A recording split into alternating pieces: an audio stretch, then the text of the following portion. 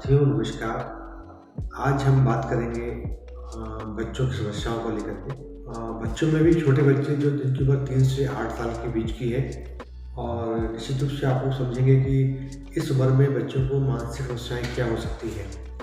तो आज उसी पे हम बातें करेंगे। इस उम्र के बच्चों को देखने का, सोचने का, समझने का तरीका जो नज़रिया होता है वो डिफरेंट होता है। उनके लिए उनकी जो सोच है, समझ है, वो सब माँ बाप अपने ऊपर ले लेते हैं और वो सोचते हैं कि बच्चों की उम्र छोटी है, वो कुछ समझते नहीं है, सोचते नहीं है, कुछ जानते नहीं है। तो इस उम्र में बच्चों की लर्निंग का एक एग्जाम्पल दूंगा मैं आप लोगों को कि छोटे बच्चे जो 0 से 3 साल के बीच में होते हैं, उन बच्चों की लर्निंग कैसे होती है।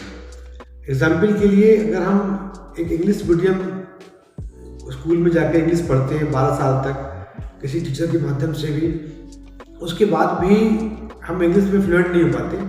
लेकिन वही एक छोटा बच्चा जो 0 से 3 साल के बीच का है, वो इन्वायरमेंट से लर्निंग करके, वातावरण से सीख करके, बिना किसी के समझाए सिखाए पूरी लैंग्वेज सीख जाता है। अपने मन से वो हिंदी बोलने लगता है या जो भी उसकी मातृभाषा होती है बोलता है। उसमें वो व्याकरण भी जानता है, कहाँ पे मेल इस्तेमाल करना है, कहाँ पे फीमेल इस्तेमाल करना है। तो मेरा कहने का मतलब है कि इन्वायरमेंट से जो लर्निंग हो रही है वो बहुत ज़्यादा होती है। और इस उम्र में हमें समझना पड़ेगा उस लर्निंग के बारे में, तब हम बच्चों को समझ पाएंगे। अब आती है कि इस उम्र में बच्चों की समस्याएँ क्या होती हैं, कि क्या समस्याएँ हो सकती हैं। तो बच्चों में इस उम्र में समस्याएँ होती हैं, गुस्सा करना, बात नहीं मानना, जिद करना, खाना नहीं खाना, टेम्पर टेंट्रम, देर तक रोना, मोबाइल देर तक देखना, टीवी देखना, पढ़ाई ना करना, बिस्तर पेशाब कर देना, सिर में दर्द होना, इस टाइप की चीज़ें आमतौर पे बच्चों की समस्याओं में आता है। तो ये कॉमन प्रॉब्लम्स हैं और हर बच्चे में इस उम्र में ये प्रॉब्लम्स आती हैं। हम इसे प्रॉब्लम कब माने, तो जब अगर कोई बच्चा ज़्यादा देर तक या ज़्यादा दिनों तक अपने नॉर्मल बिहेवियर में नहीं लौटता है। मान लीजिए कि उसका जो गुस्सा बढ़ गया है या पहले बिस्तर पेशाब नहीं करता था, अब जाकर करने लगा है, इस टाइप की जो प्रॉब्लम्स हो रही हैं, तो इनको आइडेंटिफाई अगर हम करते हैं कि ये 7 दिन से ज़्यादा हो रहा है, तो फिर हमें इस पर ध्यान देने की ज़रूरत है। या बच्चे की जो पढ़ाई चल रही थी, अचानक डिक्लाइन हो गई पढ़ाई में, तो उस पर हमें ध्यान देने की ज़रूरत है। कई बार इस उम्र में बच्चे स्कूल नहीं जाते हैं, तो वो भी एक प्रकार की साइकेट्रिक इमरजेंसी होती है। बच्चा स्कूल जाने के लिए मना कर रहा है, तो वो भी एक प्रकार की समस्या बच्चों की होती है। तो ये बच्चों की बहुत सी कॉमन समस्याएँ हैं, इस पर ध्यान देने की ज़रूरत है। प्रॉब्लम क्या होती है? प्रॉब्लम होती है पेरेंटिंग की, कि माँ बाप सोचते हैं कि हम जो कर रहे हैं बच्चों के लिए वो सही कर रहे हैं, हमारा जो निर्णय है बच्चों के लिए बेहतरी के लिए है। लेकिन पेरेंटिंग के जो फंडामेंटल रूल्स होते हैं या बेसिक सिद्धांत जो हैं, उसके बारे में माँ बाप को जानकारी नहीं होती है और वो अपनी समझ से अच्छा भी करते हैं। लेकिन ये बहुत ज़रूरी है कि हम बच्चों के फंडामेंटल रूल्स के बारे में जानें, क्योंकि हमारे यहाँ की जो पेरेंटिंग है वो बहुत पुअर है। मतलब हम कह सकते हैं कि वो सही पेरेंटिंग कई बार नहीं होती है, जिसके कारण समस्याएं भी पैदा होती हैं। तो ये जो प्रॉब्लम है, ये आइडेंटिफाई कर ली हमने जान लिया कि प्रॉब्लम हो रही है। अब आती है बात कि हम बच्चों से बातें कैसे करें, इसके बारे में बच्चों से कैसे बात की जाए, इसे कैसे और आइडेंटिफाई किया जाए, कैसे इसको दूर किया जाए। तो छोटे बच्चे कभी भी डायरेक्ट अपनी प्रॉब्लम को नहीं बोलते हैं। उनके बोलने का जो प्रेजेंटेशन है वो डिफरेंट होता है। तो हमें अपने बच्चे को समझने के लिए बच्चे को टाइम देना पड़ेगा। सबसे पहली चीज आती है क्वालिटी टाइम। क्वालिटी टाइम का मतलब होता है कि हम बच्चे के साथ इंटरेक्शन में रहें, बच्चा जैसे चाहे वैसे हम रहें। अगर बच्चा वो कोई गेम खेल रहा है तो हम उस गेम में उस बच्चे के बराबर बन के खेलें। उस दौरान बच्चे को आप कोई एडवाइस ना दें, कोई इंस्ट्रक्शंस ना दें।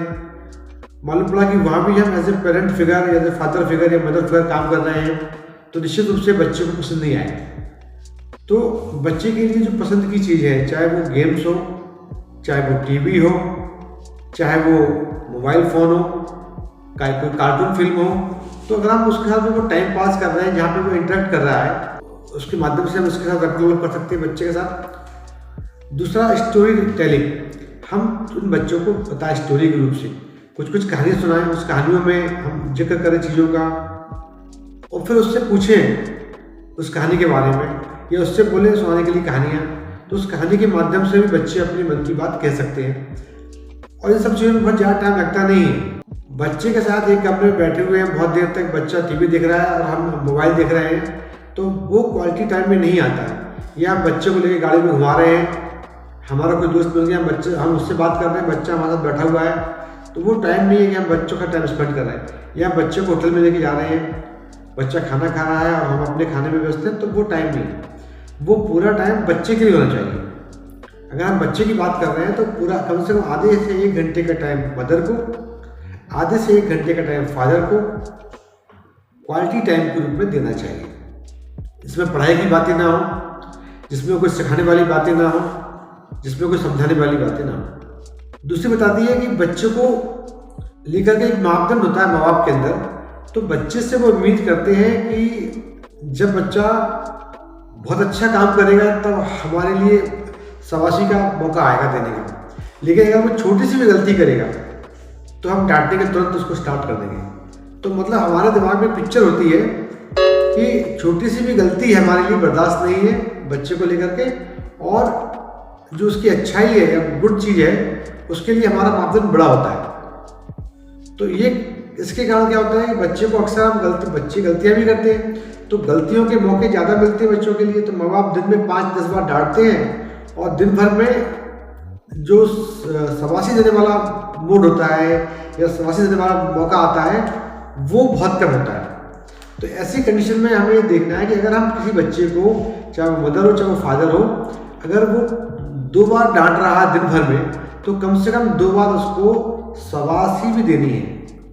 ऐसा नहीं कि खाली बच्चों को डांटते रहे आप और बच्चों को डांट करके आप बोले कि ये मत करो, वो मत करो, ऐसा मत करो। एक फ्रेम, अपने फ्रेम बना ली बच्चों को लेकर के, और अगर मालूम पड़े इस फ्रेम से बच्चा बाहर जा रहा है, धक्के यहाँ से दे दिया, इस फ्रेम से बाहर जा रहा है, धक्के यहाँ से दे दिया, तो वो चीज़ नहीं होनी चाहिए।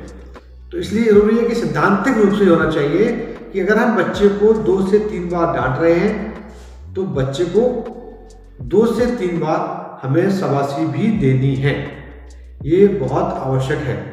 तीसरी चीज़ आती है, बच्चे की स्कूल परफॉर्मेंस अगर बिगड़ रही है तो ये हमारी जिम्मेदारी बनती है कि हम परफॉर्मेंस को लेके बच्चे की, या बच्चा स्कूल नहीं जा रहा है तो हम केवल इस बात से ही ना वो करें कि बच्चा स्कूल नहीं जा रहा है, चलो बच्चों को स्कूल भेज देते हैं प्यार से बोल करके, डांट के बोल करके, लेकिन हमें पूरी तरह से प्रूव करना पड़ेगा कि बच्चा स्कूल क्यों नहीं जा रहा है, बच्चों को दिक्कतें क्या आ रही हैं, बच्चा लेट सो रहा है, बच्चे के पेरेंट्स भी क्या बोलते हैं देर तक टीवी देख रहे हैं, बच्चा देर से उठ रहा है, बच्चा ऑटो में जा रहा है वहाँ पर दिक्कत है, बच्चा जिस क्लास में बैठ रहा है वहाँ से बोर्ड की दूरी ज़्यादा है, बच्चे की प्रॉब्लम आई साइड की प्रॉब्लम है, बच्चे को किसी पर्टिकुलर सब्जेक्ट में प्रॉब्लम है, बच्चे को किसी पर्टिकुलर टीचर से प्रॉब्लम है, बच्चों को रीडिंग और राइटिंग में प्रॉब्लम है, बच्चे को किसी दूसरे से प्रॉब्लम है। तो ये जो प्रॉब्लम्स होती हैं ये भी इस उम्र में होती हैं। इसे हम बोलते हैं रीडिंग राइटिंग की प्रॉब्लम को स्पेसिफिक लर्निंग डिसेबिलिटी, SLD बोलते हैं। तो ये सब जानने के लिए हमें बच्चे के स्कूल के टीचर के पास जाना पड़ेगा, बच्चे के जो क्लास टीचर हैं और बाकी टीचर्स हैं उनसे मिलना पड़ेगा, बच्चे के दोस्तों से मिलना पड़ेगा। इस तरह से हम इस प्रॉब्लम को सॉर्ट आउट कर सकते हैं। चौथी बात जो है वो है कि कई बार माँ बाप बच्चे के सामने जो बिहेवियर पैदा करते हैं आपस में वो भी डिफरेंट होता है। अगर माँ बाप बच्चे के सामने लड़ रहे हैं और बच्चा छोटा भी क्यों ना हो लेकिन वो इन्वायरमेंट से लर्निंग कर रहा है, वो देख रहा है, उसका प्रभाव भी बच्चे के ऊपर पड़ता है। जिन घरों में माँ बाप लड़ते हैं, वायलेंस होता है, चाहे वो क्या बोलते हैं वर्बल वायलेंस हो, तो ऐसे बच्चों के अंदर एंजाइटी डेवलप होती है, इसे हम बोलते हैं सेपरेशन एंजाइटी कई बार, और बच्चा माँ बाप से अकेले भी आने में डर फील करता है, माँ बाप को छोड़ता नहीं है। ये प्रॉब्लम भी आती है बच्चों के अंदर।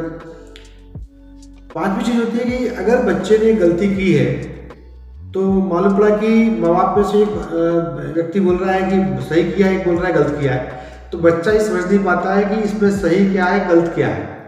तो ऐसी स्थिति में ये बहुत आवश्यक है कि हम, अगर बच्चे ने गलती की है तो वो गलती दोनों को ही माननी है कि हाँ गलत किया है, और अगर बच्चे ने गलती नहीं की है तो दोनों को ही मानना है गलत नहीं किया है। तो ऐसे मौके पर बहुत ज़रूरी है कि उस वक्त हम एक मत रहें, और हमारे एक मत रहने से बच्चे में प्रभाव जाएगा कि हाँ मैंने गलती की है या नहीं की है, तो दोनों मेरे पेरेंट्स एक मत हैं। तो ये बहुत आवश्यक है कि हम इन चीज़ों पे ध्यान दें। ये सोचकर कि बच्चा छोटा है, बच्चा को समझता नहीं है, हम कुछ भी कहेंगे कुछ भी बोलेंगे, बच्चे को कुछ मालूम नहीं पड़ेगा, अंतर नहीं पड़ेगा, तो ऐसा नहीं होता है। और कभी भी पेरेंट्स के मूड के ऊपर बच्चे का बिहेवियर डिपेंड नहीं करना चाहिए। मालूम पड़ा कि पेरेंट्स अच्छे मूड में हैं तो बच्चे की कोई भी गलती को नजरअंदाज कर दिया, मालूम पड़ा पेरेंट्स खराब मूड में हैं तो बच्चे की छोटी सी गलती को भी नजरअंदाज नहीं कर रहे हैं, उसके लिए भी उसको डांट रहे हैं।